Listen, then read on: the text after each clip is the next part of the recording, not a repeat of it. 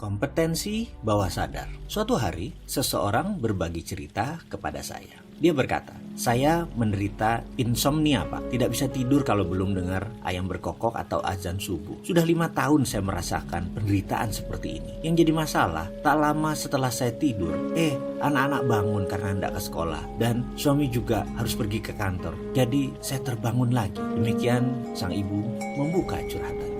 Sejujurnya saya termasuk orang yang sangat sensitif dan agak jengah ketika mendengar cerita-cerita yang dirasakan orang lain. Tapi dalam hal assessment untuk terapi, mau tidak mau hal ini ya saya harus dengarkan. Begini, pada dasarnya passion saya 100% adalah bisnis. Namun keilmuan saya bisa menangani masalah kejiwaan. Jadi pastinya dalam diri saya bukan terapis karena saya tidak terlalu suka dan tidak terlalu menjiwai. Beberapa sobat menganggap hal membantu orang lain itu statusnya wajib. Tapi kalau bukan passion ya bagaimana? Karena itu jika ada teman meminta sesi terapi, oke lah saya bantu berdasarkan rasa kemanusiaan saja. Sekarang kita kembali ke cerita si ibu yang insomnia tadi. Saya pun bertanya kepada sang ibu, kira-kira bagaimana asal muasalnya, di mana dia menceritakan versi dia. Bahwa menurutnya 6 tahun yang lalu suaminya itu dapat shift malam dalam kerja di pabrik. Setiap malam pulang pukul 12, kira-kira sampai rumah pukul 1-an. Tiap malam dia pun harus menunggu sang suami. Karena kebiasaan tersebut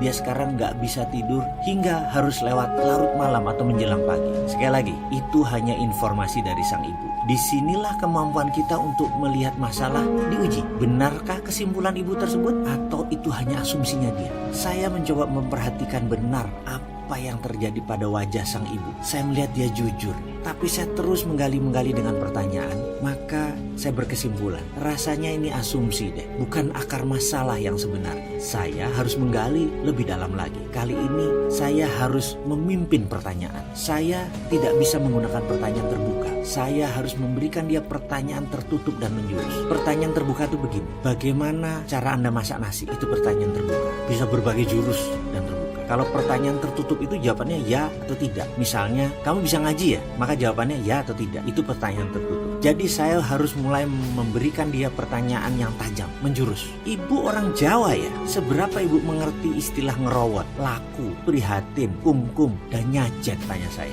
Dia terdiam sebentar lalu menjawab, saya dan keluarga masih kejawen Pak. Kami paham sekali maksud Bapak itu. Lalu saya bertanya lagi, menurut Pini sepuh ibu benarkah kalau tidur di atas jam 12 malam ibu tidak kena santet? Oh iya banget. Jadi dulu sembari menunggu suami saya ngaji-ngaji, zikir-zikir buat melewati waktu tersebut. Jadi memang keluarga kami sering tidur di atas jam 12 sebagai laku dalam tanda petik keluarga kami Pak, jawabnya. Di sini terjawab sudah bahwa yang membuat insomnianya bukan karena menunggu suami, tapi dalam database pikiran bawah sadarnya ada belief system yang mengatakan tidur di atas jam 12 lebih aman dan lebih baik. Ini adalah belief system. Jadi hati-hati dengan belief system Anda. Kalau tidak dibetulkan, maka bisa-bisa software kemakmuran tidak bisa masuk karena OS-nya tidak kompatibel. Sahabat sudah melihat sambungannya bahwa saya tadi hanya mengandaikan bahwa dia tidak bisa tidur insomnia bukan karena suaminya sering pulang telat atau dia harus menunggu, tapi memang ada belief system di bawah sadarnya. Jadi belief system sukses inilah yang penting. Adakah belief system sukses tadi? Atau adakah belief system Anda yang merusak sistem kemakmuran? Ini harus dirubuhkan di video berikutnya.